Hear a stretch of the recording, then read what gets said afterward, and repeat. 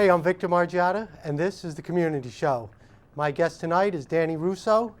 Dan's one of those people that can't stop talking. He's always talking. So they finally told him, why don't you write a book?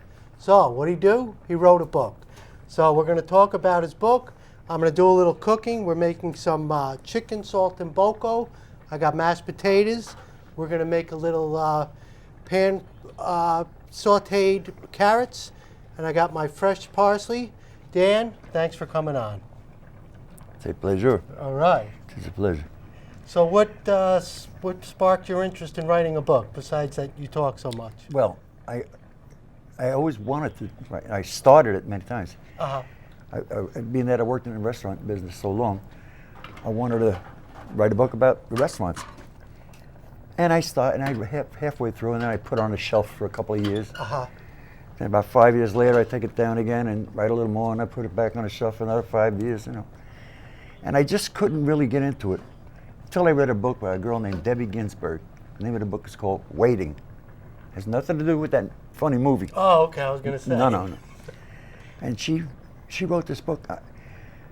I read that book in over a day. I just her style. Stop, right. Right, her style. Like there's a great chef, I don't want to name him, who wrote a great book, and everything in it is factual. I identify with everything.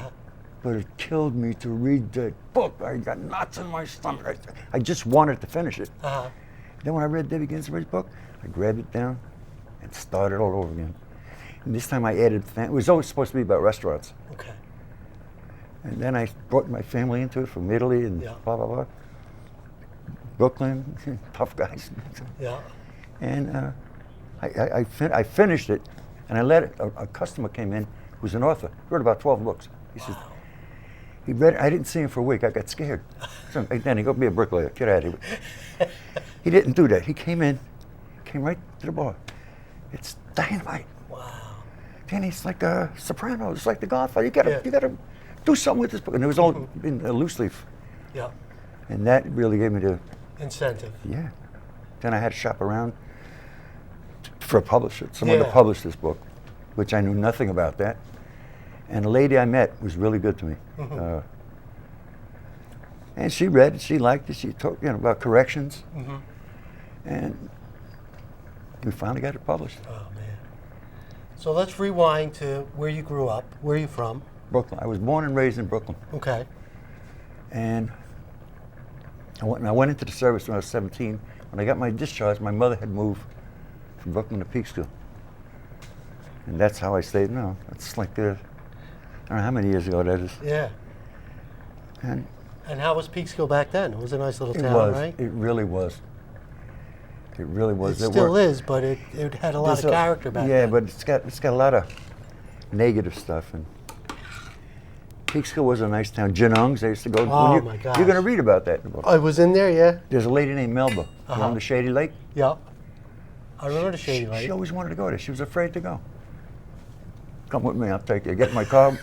She went shopping, Christmas shopping, Yeah. A lot of things. Yeah, Jinungs. I remember going with my mother, and they had the clothes rack, and we used to climb into the clothes rack and hide in there.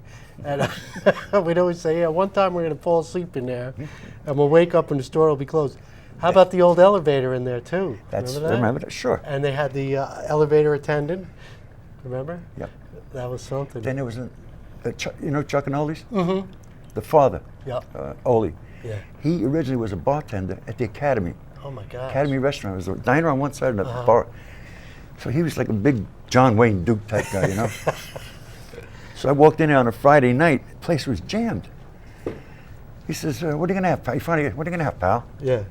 I says, I'd like a whiskey sour. And it was like the piano player, everything stopped. You want a whiskey sour? I said, yeah, I want a whiskey sour. He said, I'm going to make you a whiskey sour. So he made this horribly sour drink that I couldn't. So I said, can you give me a Canadian Club and soda? And he slapped, that's on me. That's how I met Ollie. Oh, my gosh. A whiskey sour? What are you, a fruitcake? Oh. So what branch of the service were you in? The Air Force, United States Air Force. I went in 57 and got discharged in 59. Okay. Went to France for a year. I was in Paris for a year. Oh my gosh. 17 years old in Paris Yeah. for a year. That must have been something. At the time, you got like 450 francs to $1. Okay. So I had $90. I cashed it in. I had money coming out of every pocket. It was like Rockefeller. I just want to brown the ham first. We're going to put this on top of the chicken, but I want to give it a little bit of brown on top first. So we'll get that in there. Plus, it'll give it a little flavor. I'm making mashed potatoes. Up, they're ready. I'm going to drain these right now. The thing about mashed potatoes is that when you whip them, you can't whip them cold because then they become pasty. So what you have to do, you got to make sure that they're hot. So I will put those back on, but right now I'm just going to take this ham out. We're going to put this on top of the chicken, but I'm going to let that heat up a little more. I'll put a little bit more oil. All right, let that heat up, then I'll put the chicken on. So you're married. Yes. What year did you get married? 1972. Okay. So you've been married how many years? 43. 43 years. You believe it? No. That woman has an easy pass to heaven. She put up with me. Like one time I went to Darrow's for milk and cigarettes. Yes. And I went to Canada. How's that possible, right? Well, Tug McGraw drove me. And Okay. There was 9 of us up there. Oh my gosh. One of them was her brother. Yeah. So after 2 days, he gets a hold of me, John Lonigan Studs. Oh my gosh. Danny, do me a favor, call my sister, please. Yeah. I'm up there 2 days already. I didn't call her. These other guys are on the phone, you know. Hi, honey, yes, I love you. Yes, they call her 3 times a day. I don't do that, you know. No. So I call up Marlene. I said, hey, hi, babe. I said, you know what? I'm in Canada. She goes, I know. All those Valachi wives over there ratted me out. They, you know where he is? He's in Canada. So she's a good girl. And then I have 2 children. Mm-hmm. My son couldn't ask for a better kid. Awesome. And my daughter gave me 2 grandchildren. Wow. A boy, 14, and a girl, 3. Nice. A terror at Yeah. 3. She seeks and destroys this kid. You have to hire prison guards to watch this kid. Yeah. She goes into the bathroom, goes under the sink, Yeah. finds nail polish, Oh my gosh. and she does. She can do her nails. She's over there. At 3 years old. Yeah. You believe it? Oh my goodness. Now, how long is that going to take? That'll take, we're just going to let it brown. Make sure it's on high. Yep, it's on high. That'll brown. I'm going to cook some carrots too, so we'll have a little veggies. We'll chop up the carrots. I like to cut them on an angle. Yeah. So what was your first job when you came out of the service? First job I had, I worked in there was a store called Soskel's Auto Store. It was like a Strauss store, auto. Okay. After I destroyed his business, like one time, and Herbie Edelman he was the head guy there. Okay. And he always told me, Danny, if they ask you got experience, lie, say yes. So Ben Soskel says, Danny, you got experience? I go, yeah. I showed up with the coveralls and a wrench and a screwdriver. I don't know what the hell I'm doing. So a lady comes in, she wanted a battery. She bought a battery. He says, Danny, you want to install that battery for the lady? I'll be back in a while. I'm going to a Chamber of Commerce meeting. Uh-huh. He comes back in over an hour. I'm under the car with a dolly. Guys, Danny, what are you doing? I say, this is a tough one. I can't get that thing. Danny, you don't get the battery from underneath. You open the door. Oh, hey. Then a lady bought seat covers. Yeah. We had this heating lamp to stretch them really nice and tight. I burned a couple. I don't know. I mean, I put a hole in them, you know. Oh my gosh. But the best one was a lady pulls in with a Lincoln. And she wanted one of those spotlights with a mirror and a spotlight. So I got a drill. I drilled a hole through the door. And I think it was really snug and tight. Yeah. Just it was aiming at the sky though, Oh my gosh. the mirror. Oh my goodness. And he's the guy. Ben, I'm sorry to tell you this bad news. I got to quit. You do? He didn't want to fire you. You do? No, yeah. He felt sorry for me. Oh gosh. All right. I don't like to put the garlic in too soon because it'll burn and then the flavor will be off. So I'll let the carrots saute for a little while. Do you make the garlic like golden brown like that? Yeah, golden brown. But if I put it in now, by It'll the be time, black, yeah. the carrots take too long to cook. So we'll let that go. All right, the chicken is starting to brown. I'm going to add a little more oil. All right. Let's just check that. Got my fork here.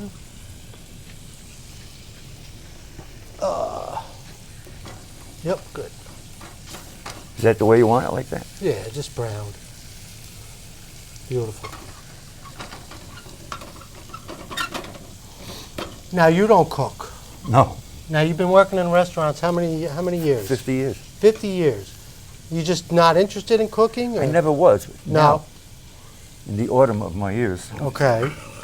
I'm getting the bug. Yeah. Now how about you've been to Italy? Yeah. You love that, right? I used to think my mother, God rest her soul, I used to think she was exaggerating. Uh-huh. Danny, you don't know what food is. Yeah. She was right. She was right. I ate stuff over there that, plus my father had a vineyard and olives too. Olives, grapes for wine, and figs. Yeah. So when he dies, my mother needed the money. We went from living really pretty good. My father had a great business. Yeah. And that to welfare. So my mother needed money. She sent her brothers in Italy, sell the property, I need the money. Mm-hmm. Well, they didn't sell it. They gave her the money. Oh my gosh. So it's still there. It's still mine. That's awesome. Mm. Okay. I always wonder how you do that. There's a trick involved, but so for some reason this one's a little low. I'm going to move this over here and just switch them out. Okay, I'm going to turn this one on because we're going to have to put our potatoes up. That's hot. All right, what I'm going to do is put the potatoes back in the pan.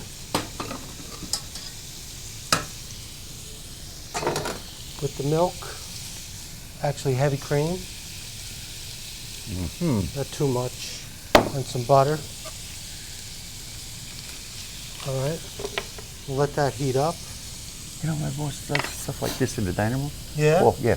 Not once a week, maybe. Mm-hmm. Had like a little class. And that's why I'm getting the bug. But Right. So what was your first bartending job? Most of my life I worked as a waiter. Okay. And I worked at so many restaurants from Manhattan to Westchester. I worked at the Russian Tea Room. I worked at the Pennant Pencil, John Bruno's place. Yes. That was a celebrity place. Marilyn Monroe, Joe DiMaggio, Wow. Buddy Hackett, they all hung out in there. Really? And then I got to managing restaurants. Uh-huh. This guy Dave, my latest boss, Yeah. made me the manager of a place called Chow, C-I-A-O. Mm-hmm. And I had like 4 waitresses and 4 waiters, big kitchen, and 3 bartenders. Yeah. What kind of restaurant was it? Italian restaurant. Yeah. Chow. Chow. C-I-A-O, Chow. You know, like chow. Chow, yeah. Now is that hello or goodbye or both? It's both. It's both. Then who else? I went to work in Connecticut. Uh-huh. And that's a big part that's in the book of all the celebrities. Yeah. The first one that came in was Michael Bolton. No one knew. So there was a girl on the phone. She said, Danny, this guy wants to reserve 3 people. His name said he's Michael Bolton. I said, well, tell him yes. Yeah. Sure enough, I walked by the entrance there. It's him Oh my with a God. blonde and a brunette. They were his Yeah. daughters, Oh. 2 young girls. And he was the first. And then Tom Seaver and Wow. Bruce Springsteen. Who's the guy from Pink Floyd? Roger Waters or? I waited on him. Yeah. You know what I had in the room one night? I had Roger Waters at the same time. Roger Waters in one corner, Michael Bolton in the other corner, and a guy that was at the Peaksville Paramount recently, Doug Gray from the Marshall Tucker Band. Oh yeah. And I was like a kid. Oh, I'm sitting man. watching these. They all know each other, you know. Yeah. Yeah. That was a hell of a job. Oh, News people, all the channel 2, Channel 4. We had all these celebrities. I counted, it was about 90. wow. And I actually sang with Charlie Daniels. Did you? Yeah, because I was in the kitchen Uh-huh. cutting celery, I think. And my boss goes, Danny, table 7, Charlie Daniels here. Now the guy, listen to this. This is interesting. The guy that brings him in is a movie rock producer. Uh-huh. He's from Peekskill. Okay. Some big fat Italian with a it looks like Francis Ford Coppola. And I got to know him first. He said, who do you know? I said, I name it, Southern Rock. Yeah. So I look at the kitchen door and oh my God, it's Charlie Daniels. Holy cow. So I'm walking over to the table, real slow. Yeah. I'm saying to myself, Danny, don't overdo it. Just be cool, be cool, Yeah. be cool. So when I get to the table, Uh-huh. Tommy Melito says, Danny, meet Charlie. Charlie, meet Danny. And Charlie puts out his paw, which is like a baseball glove yeah. flick. And I shook his hand and I held on to it. Mm-hmm. And something came over me. I said I woke up on the cement floor this morning. Yeah. My head felt like somebody had been walking on it. And Charlie goes, don't know how I got there. I'm singing with Charlie Daniels. Oh my gosh. Unbelievable. Oh, He that's said, hey awesome. boy, you like my music? I said, I love your music. Where you from? I said, Brooklyn. You like my music? Yeah, yeah. Oh, People that's like that. awesome. They're real people. Cleet you know? Boyer Okay. was there. Lou Pennell, Howard Cosell. There's a whole page of names Mm-hmm. that I got to meet in this business. So, something like my friends would say, ooh, so what? Oh, so what to you? To me, Yeah. Oh, it's a I big wanted deal. to get to meet those people. Yep. And they liked me for one reason. Yeah. I never asked them for a favor. I always did favors for them. Nice. Like some guys go, hey, can you give me tickets to the Yankee game? Yeah, yeah. And you become a nuisance. They don't like you. No. They loved me. It's the way Because to I be. wouldn't ask them for nothing. Yeah. Okay, so I'm putting the ham on, right? You could see that the garlic is now brown, so I'm going to put some wine.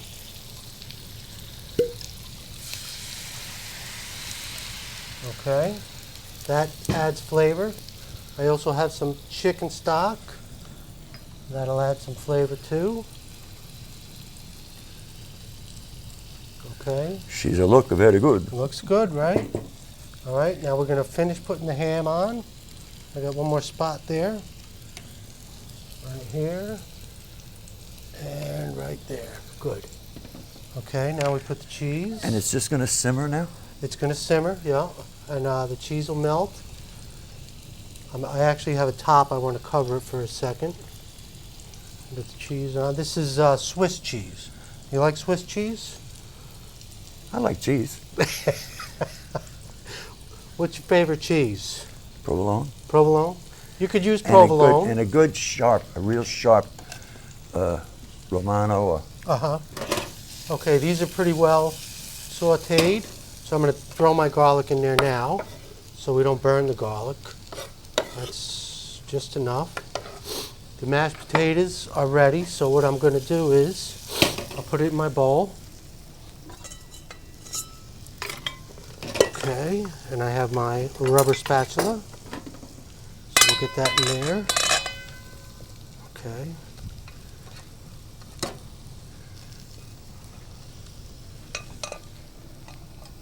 Get the whip. We'll add a little pepper. Okay.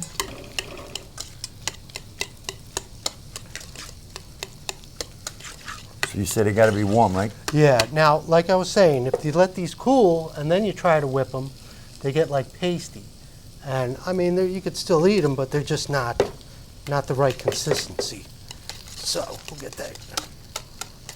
Now you could use your mixer to do this. The trick, though, is definitely that they have to be soft, but you don't want them too soft. Just like this is just right. See how they're whipping up? Mm-hmm. Okay. I am going to cover that for a second, just so the Cheese will melt. cheese melts nice. Now you could put that in a broiler. Take it out, put it on the pan, let the sauce cook down a little bit, and then bring it out. But you got to keep your eye on it. If you're going to put it in the broiler, you don't want to burn it. Okay, so this sauteing, you see the garlic is starting to get brown. Yep. Okay, and they're caramelizing, which is nice. Okay, so That's one thing I can't stand when I go to different restaurants. Uh-huh. Where they use the garlic, but it's white. oh yeah, don't Set understand. this aside for a second. Okay, good. So the book is published. Yeah. That was a lot of work, And right? I'm selling it. You know, you could buy the book on Amazon, All right. and they deliver it right to your doorstep. Okay, and it's And there's not like a $3 charge, you know, Okay. extra. The book is like $16, $17. Uh-huh. So they'll probably bang you for $21 altogether. But they deliver it right to you. nice. And I've been already, like, oh, there's another thing I got to tell you. On Amazon, there's a couple of books with that same title. But one is about gardening, one is about this. I don't know, behind bars. How do they get Yeah. gardening behind bars? Maybe the guy was in jail. He had a fucking flower pot or something. The thing, it has to say, when you try to buy it on Amazon, Yes. say, behind bars, more than just a memoir. That's the only one that has that on the front. Oh, okay. Like this one here. Right. Beautiful. And you will laugh. Oh yeah. You'll learn a lot of somebody things. said they read it and they said they couldn't put it down. It was so good. There's a chapter in there called mob etiquette. Oh I yeah. had to learn. I had to learn. Yeah, but there's no such thing as the mob. You know No, that, right? no, I know. Okay. As long They're as all, you know. All right, I'm going to chop up my parsley. I saw this comedian say that. Yeah. What'd he say? Italians are not in the mafia. No, And Irish don't drink. that's right. As long as you got that straight. All right, so I'm going to plate you a dish. This should be just right. Okay. Look at this. I could probably turn that it. melted, Oh, you you know think? what? Up, it's Yeah. melted. You know what else I'm going to do? What? Going to add a little cornstarch, which will help thicken it up a little more. Now, I don't know if you'll be able to eat all this. I hope we have won't. enough. So we'll have a little for the crew. We'll have Oh, something for good. them You're to- going to have a lot for the crew. Okay, good. So we'll put a little cornstarch in there. Because I started my thicken it slim up. fast today. Oh, really? That's excellent. But I'll do it tomorrow, don't worry. Well, you know how to lose 10 ugly pounds, right? How? Cut your head off. Okay, so, well, actually, we'll let this cook a little more. Okay, here we have our mashed potatoes. So we'll get that on there.